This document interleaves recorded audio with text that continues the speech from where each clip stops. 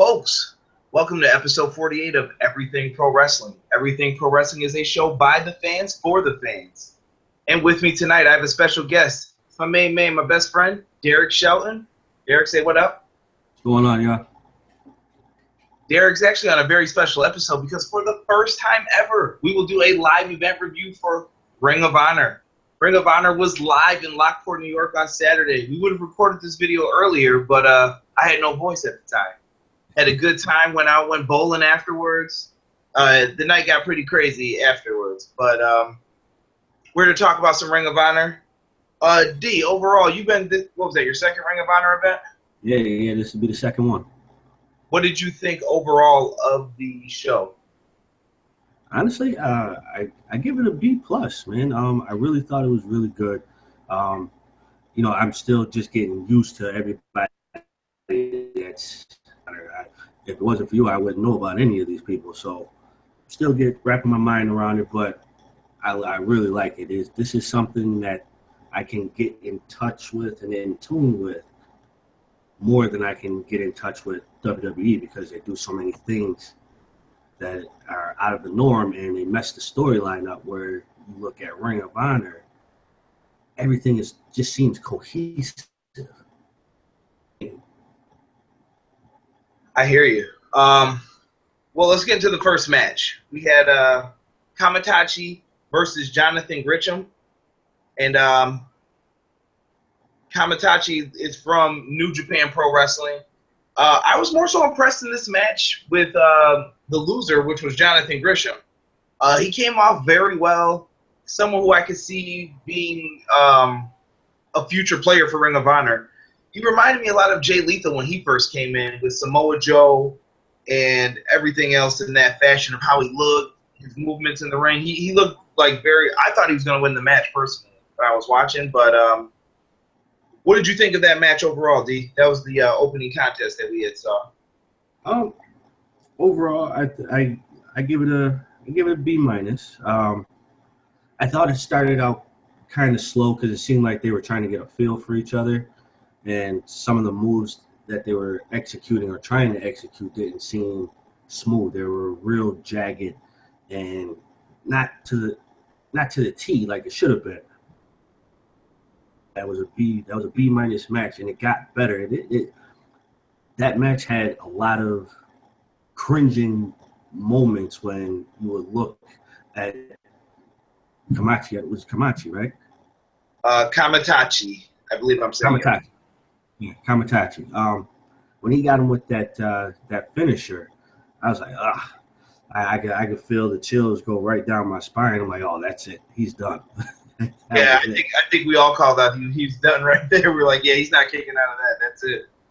But it was an amazing match, I thought, though. They definitely, to me, they delivered in everything they did. I think they did. Like I said, I think it started out slow because they were trying to get a feel for each other. But then once everything got rolling, then it turned out to be an entertaining match. I believe the next match was it Silas Young versus Jay Lethal? Yeah, Silas Young and Jay Lethal. Pro wrestling's last real man, Silas Young, is definitely one of my favorite guys to go out there and do his thing. He has that old, just 80s beard. I said he looked like a construction dad who beats his kid when he gets home, just for not being manly enough. And Jay Lethal is definitely one of my top MVP candidates of the year, which a lot of people were shocked by that I'm not putting him lower. I think a lot of people are forgetting about Jay Lethal. I think he has done a tremendous job week in and week out with showing why he's one of the best in the world right now. Jay Lethal has grown so much in his promo alone without any managers. I think Jay Lethal has improved in the ring in his storytelling. His ability is top-notch, and he can do anything you ask him to do. So Jay Lethal is definitely – I don't want to talk about this too long, but Jay Lethal has definitely got to be on Triple H's radar to bring him into NXT because he's a top-tier talent. I would definitely agree. Jay Lethal, for the only second time seeing Jay Lethal in action, Jay Lethal is one of those top-notch wrestlers that can make a WWE main event roster he can make a great champion for them. So I agree with you. I think he needs to be on Triple H's radar.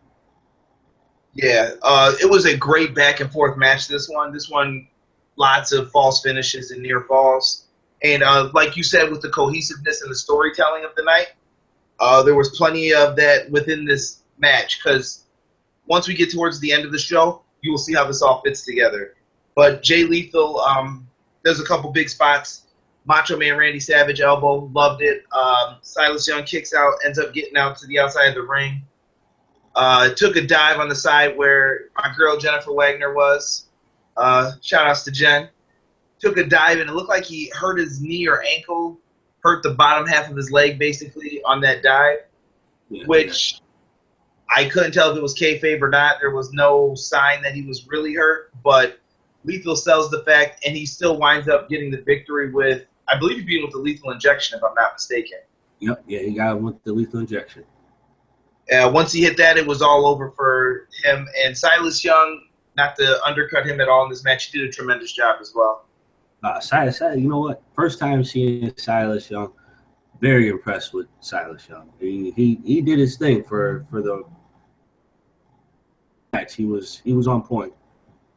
Yeah, the jaw jacking was amazing in that match. Mr. Selleck. Yeah, they were calling him Tom Selleck in the crowd. Lots of chants. The people from Buffalo are quite funny when they want to be sometimes. Yeah. So we get into the next match. I believe they had a triple threat match. Which one was first here? It was basically the three tag teams vying for the tag team belts. We're all going at it. We had Christopher Daniels. Chris Sabin, was he in their match? And Matt Jackson? Yeah. Okay. They battled it out in a pretty decent triple threat match. Nothing too crazy. Christopher Daniels did pick up the win for his team in one of the triple threat matches. Not surprised there. They had another triple threat match with Alex Shelley, Nick Jackson, and Heavy Metal Frankie Kazarian, the Heavy Metal Rebel Frankie Kazarian. And in that match, it actually turned out that Alex Shelley picked up the victory, which that match was more of a comedy match with a lot of spots of joking around. There were lots of things with guys telling people to suck it, super kicks, sticking their hands down their pants, trying to shake people's hands. Typical comedy pro wrestling match. D, what did you think? It seemed like you were impressed by the Young Bucks. Honestly, man, I really love the Young Bucks. I don't want to say like they're like a new age Hardy Boys, because I don't want to look at them that way. But they definitely are very entertaining, and I can see them going very far in this industry. And they need to hit that main roster with WWE, or at least go to NXT, work the way up, and then get there. They've been offered a contract before, but to the knowledge that I have, I guess they turned it down because they said they could make even more money doing shows for everyone else. So they have special contracts with Ring of Honor, PWG, that they can go work for whoever they want to, and then they go to New Japan, and they're making great money. You know, I agree with that. When you look at WWE trying to get these type of wrestlers who can perform the way that they do, I mean, look at your boy Tyler Breeze. Tyler Breeze, you made me a believer in him when you put me on to him. I believe it was around his last couple matches in NXT before he made just how WWE buries great talent. You know what I mean? I feel like the Young Bucks turning down that contract was a good idea. Partially due to that. But like you said, though, I think if they want to cement their name in wrestling history, you have to go to WWE. You have to show what you can do with the big guys. And just say, all right, well, we're coming in. And I think they would take over the tag division easily if they came in and did it. Only time will tell if they actually leave and end up doing that. Maybe they want to work a reduced schedule, something a little less without them having to travel all over the place. Right. No, I agree. I would love to see them on that WWE roster. You know, I think they deserve it. They put in the hard work. They're very entertaining. Thing that WWE really needs, but you know, Vinnie Mac is not going to go for that because with all the suck it chants and everything, you know, he's trying to keep it B-rated. So I don't think he'll care for that though. I mean, he brought AJ and Gallows and Anderson, all them in, and they were doing the same thing, but they're not getting it as bad. Yeah, I mean, you know, remember, half the audience doesn't even know who these guys are. They'll come in and be like, "Who are these guys?" Right. You know, and I think with them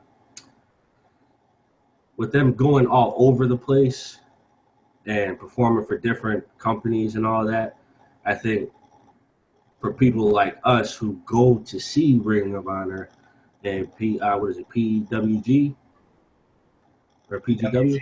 Yeah, there's so many of them. At New Japan, they'll be legends to us. To the WWE world, they're like, well, who are these guys? We don't know who they are. What have they done?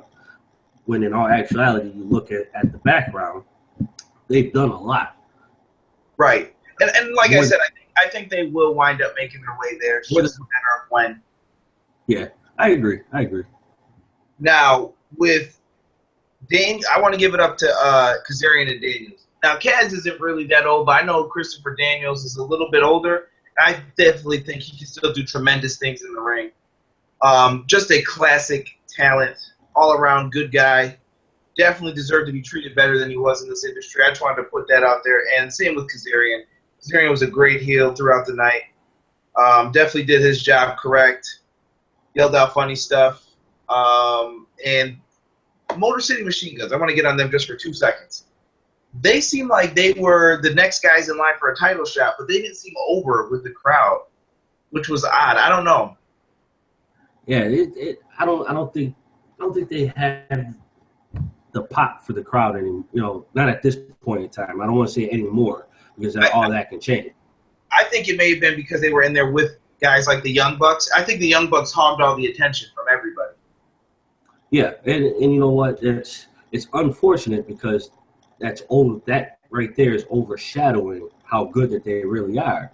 But I mean, when you look at the Young Bucks, you can't stop that from happening. You know, I think in order for them to get that recognition again, they can't go against the Young Bucks. They have to take some time away from them and have other people come up against them to get that recognition back because they're an excellent tag team.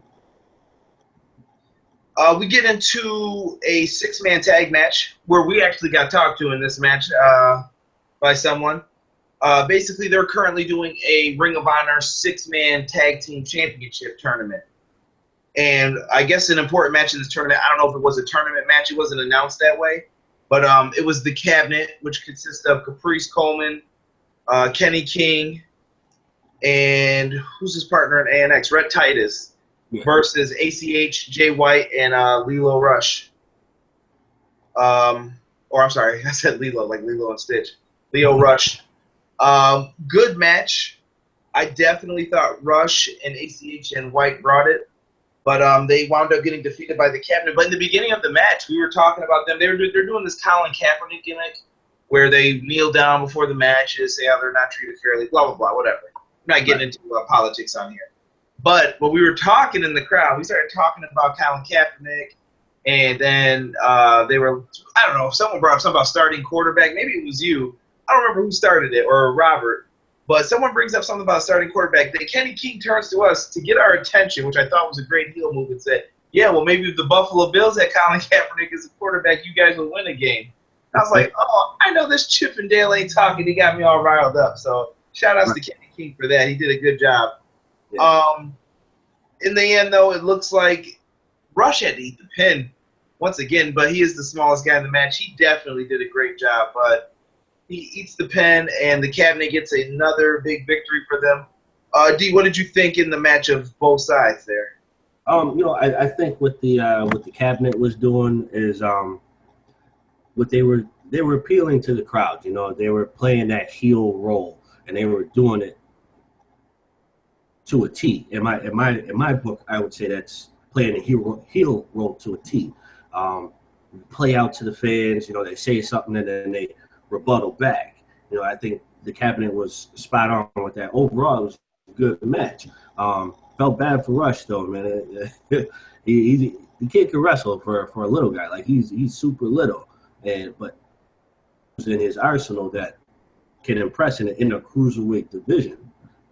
And I think if he wrestles someone that's around his size, you're looking at a 5-star match, easy. Definitely, I would love to see him and White go at it. I think they've wrestled each other before, if I'm not mistaken. But I'd love to see a match between those guys, or even him and ACH, or a triple threat with all three of them would be good. ACH Right. did pretty well here. He didn't wow the crowd like he did last time when we went to Ring of Honor. ACH seemed a little quiet and played more of a goofy role throughout the match. I would like to see him have more of a serious character, personally, because I think he's a tremendous talent and someone you could put their television title on, or even their world title on it with the right proper booking and push. But Yeah, I agree. I like ACH. He's got the gimmick down. He's got good charisma. The kid can wrestle. I'm starting to feel the way like he needs to kind of go off on his own in Ring of Honor and just start taking names. You know what I mean? Like I think he needs to start wrestling for a higher cause. yeah, he needs something to fight for, I think, versus this just put him in a match. He needs something to give him some character. I don't know what they could do with that. I'm not sure who's in charge of booking right now. I know Delirious books the matches. I don't know who's doing creative. If it's him or someone else. We get to the IWGP Tag Team Champions, the Briscoes, versus Colt Cabana and Dalton Castle. Dalton Castle may have been the most over man of the night. This started as a comedy match and got pretty serious throughout. Colt Cabana, how you doing? Not so well when he's getting beat up. Right. Lots of funny stuff in there. Dalton Castle promising to buy us ice cream. Taunt wars with him and the Briscoe brothers. All good stuff. Jay Briscoe was not having any of that mess. But overall, excellent match. Yeah, definitely. Man, and I couldn't believe it that they got the win against that team that was moreover the Colt Cabana and Dalton Castle, but the Briscoes get the victory. Yeah, I mean, it's what can you say? First time seeing Dalton Castle, and I'm impressed with him. I know he made the match into a comedy in the beginning, but I like that. There's a time to joke around, and then there's a time to get serious, and then there's a time to mix a little bit of both in there. If you have that type of team that can do that and can wrestle their ass off, excellent team. They got my money right there. Dalton Castle, after I think if Jay Lethal or anyone else leaves, I think Dalton Castle's the guy who you're going to end up building this company around. I agree. He's got great potential. Colt Cabana, I wish they would use him a little bit more, but I thought he did a good job in this match. And these guys definitely, the Briscoes always bring it every time, so shout outs to them. Hopefully we get to see them on a bigger stage one day, because I feel like now they're just spinning their wheels. There's nothing else for them to do in Ring of Honor. They've been tag champs. They've been singles champions. Or, well, at least Jay has. Jay's been the world champ. Mark hasn't won it yet. But hopefully they get something for them to do, or give them something to make them a little bit more interesting. Give them something to do creatively to get their juices flowing again. Yeah, no, you know what? I agree, because I feel like how do I want to say this? I feel like they are very seasoned, and you can tell that they are seasoned. They need to move up, further up in the ranks, try a different league, because you can tell they have that factor where it's like, yeah, we're seasoned vets. There's nothing left here for us, so we definitely don't want to bag on the division that got us where we need to be, but we need to part ways now, because we need to be on a bigger stage. Yeah, I don't care if they go to TNA, which could be being sold to WWE, or if they get into NXT. They got to do something though, just to switch it up. So we get into the main event match here. I feel bad. I feel like I'm telling our NXT to raid all of Ring of Honor's talent again. But so we get into the final match, which is the main event. Now this is where all the storytelling from the night is going to come back into the match. They have a Honor Rumble to determine the #1 contendership for the Ring of Honor World Championship because Adam Cole refused to wrestle in the beginning of the night at the show. So he comes back out and does commentary with Steve Corino. Steve Corino winds up leaving while he's coming out. I don't know what's said on the microphone or headset. We don't know unless you get the Ring of Honor Network exclusive stuff on their website. So the match starts. #1, Silas Young comes out. Makes sense. Silas Young started off the night, so he's back out again. Still jaw-jacking with the same guy from the beginning of the show, yelling at him like, yeah, shut your mouth, fat boy, whatever. Jay Lethal comes out once again, knee taped up. Jay Lethal looks hurt. And this goes back into the selling, because at first I thought he was actually hurt, but it appears that maybe Jay Lethal was selling throughout the night, because that knee is going to come into play once again. So the match begins. There were some good people. Everyone who was there already came out. You had a couple other guys like the Beer City Bruiser came out. The Addiction, the Machine Guns, Young Bucks, Punishment Martinez. But let me just get this out of the way too with BJ Whitmer and him. Punishment Martinez, or whatever his name is, awful. He's too small, I feel, to be doing choke slams and trying to do all the things he was doing in Ring of Honor. I know he's bigger than most guys, but he's still small. You know what I mean? Like, he can't do that type of stuff, in my opinion. That's just me. No, I felt the same way. But he's tall. I'll give him that. You know, he's like, God rest his soul, but he's like Test tall. He's like Test tall. You know what I mean? Like, Test wasn't that type of wrestler who's like, all right, I'm going to choke slam the hell out of you. No, his Test is, I'm going to beat you down, and then I'm going to win the match. And I feel like that's how he should be. But if Test was in Ring of Honor, Test would look huge. This guy still look kind of scrawny. I'm like, he looks like he weighs 230 maybe. Not even. That's true. That's true. Yeah, he is definitely small in size. I don't think he needs to be working on trying to choke slam people, because he can't sell a choke slam. Every time I've seen him try to choke slam somebody, I'm like, this is not out of this character. This character should be someone who's like, all right, yeah, even though I'm small, I got power to just beat you down. Oh, I'm gonna choke slam you because that's the new norm now. You know, I choke slam here, choke slam there. No, you got to do something else. He came out with some impressive kicks and stuff. I'll give him that. I'm not saying he's a horrible wrestler or anything. I just don't think his body style fits the gimmick that he's supposed to portray, or he's trying to. Right. You could still switch it up and with the same gimmick, just have him wrestle different, I feel. His in-ring work needs some fine-tuning. But maybe BJ Whitmer and Kevin Sullivan and those guys will take care of that. We get Steve Corino was another surprise entrant who ended up coming out, being in the Rumble match. Did a great job. Sean Carr was in there. And there was one more person. Oh, yeah, surprise entrant from NXT, Bull Dempsey. I don't know what they were calling him, but we did give him the Bull chant when he did his fists and everything. Bull Dempsey did a pretty good job here. Hopefully that's someone that Ring of Honor picks up, because I think that would be a win for their roster. Bull Dempsey looked all right to me. What did you think? I've seen better out of Bull. Yeah. I've seen better. And I'm not really a big Bull Dempsey fan, but just seeing a couple matches that he's had in NXT, I'm like, this Bull Dempsey that came down to Ring of Honor wasn't really impressive. It was just kind of like, not sloppy, but just not, I can't think of the word, but it wasn't the same Bull. He wasn't into it, maybe is what you're. He looked like I kind of felt the same way. But maybe Bull's just getting adjusted to something that isn't WWE in their style. But good for Bull Dempsey. I'm glad to see him getting another shot. And basically, long story short, we get to the final two guys in the match. They pulled the 1995 Royal Rumble storyline here. It is Jay Lethal, Silas Young. They're going back and forth, back and forth. Lethal tries so many things, but his knee, he can't take it. His knee's been worked on the whole match. He gets dumped.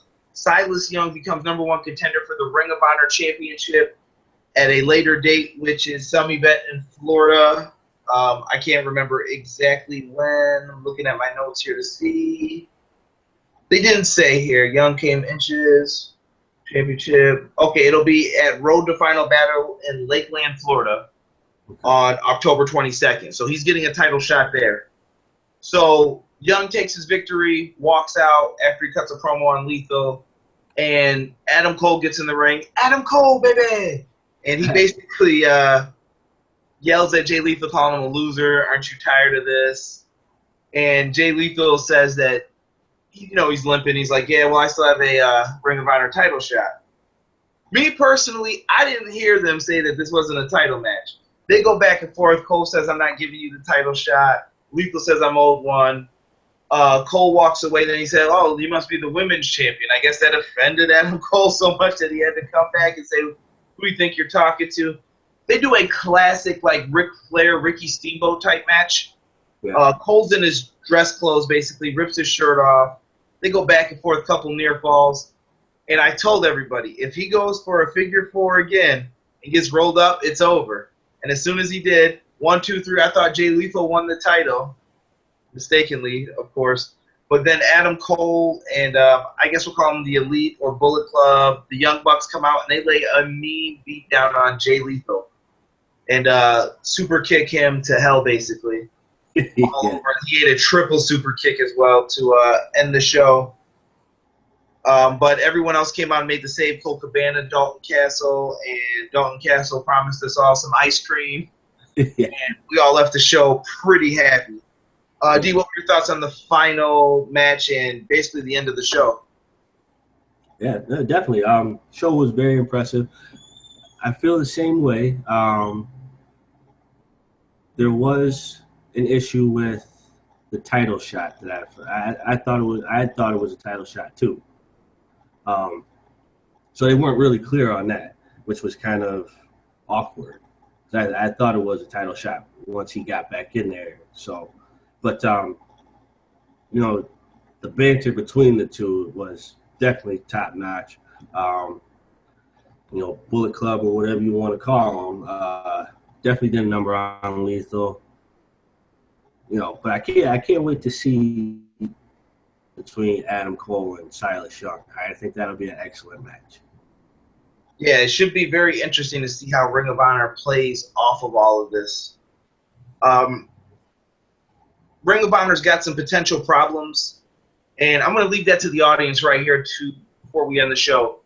Do you dislike Ring of Honor now? Is Ring of Honor missing something to you? Why do you think it's not talked about as much as it once was in like 2004, 2005, 2006 era with Punk, Joe, Daniel Bryan, and all those guys being there? What has changed so much? Have they taken so much talent away? I'm interested to hear about it. Shout outs to everybody on Wrestling Amino who've been watching my videos, giving me follows, liking the content. I appreciate all of you guys. If you stuck around long enough, hit the like button on the video. Click the subscribe button. We're at 65 subscribers. We need to get to 100, folks. Please make that happen. D, you got any last-minute shout-outs before we end this show? Everybody just come through, support. Hates to support people. Why, I don't know. But, this is a good show, and I think, if you're into wrestling and different avenues of wrestling, this is the best way to learn about it. So everybody just come through, support my man CJ, and show some love, subscribe, and like and follow. Everyone, that's really all I got to say. All right, folks. Well, this was episode 48 of Everything Pro Wrestling. We will be back with another video tomorrow for Clash of Champions preview and predictions with Doc G of PM Dawn. So that should be a good one. You guys don't want to miss that. We will be going over the whole card, our thoughts, and everything else. And everything else is in the description for you guys to click on. Make sure you leave a comment, too, in the section below, and we are out. Peace.